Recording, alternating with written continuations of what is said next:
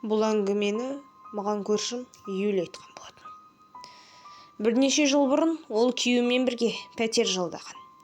Бір күні күйеуі жұмысқа ерте кетіп қалады. Қыз болса ұйықтап жатады. Қыз біреудің шашынан сипап жатқан сезгеннен оянып кетеді. Ол төсектен атып тұрып, әрі-бері қарайды.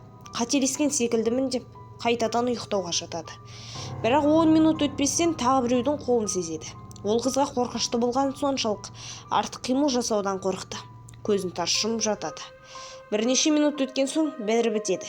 Бірнеше күннен кейін ол тағы үйде жалғыз қалғанда тағы бір жайтты бастан кешіреді. Юлия төсекте қабырғаға қарап жатты.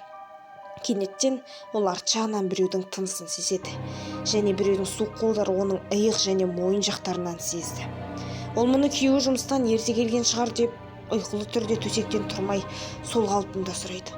Арман, сен бе? Арт жақтан. Жоқ, сен тек артқа бұрылма.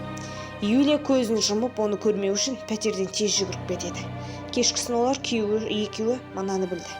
Бұл пәтерде олардан бұрын бір жас жігіт тұрған. Ол күйеуі екеуі жатқан бөлмесінде асылып қалғанын айтты.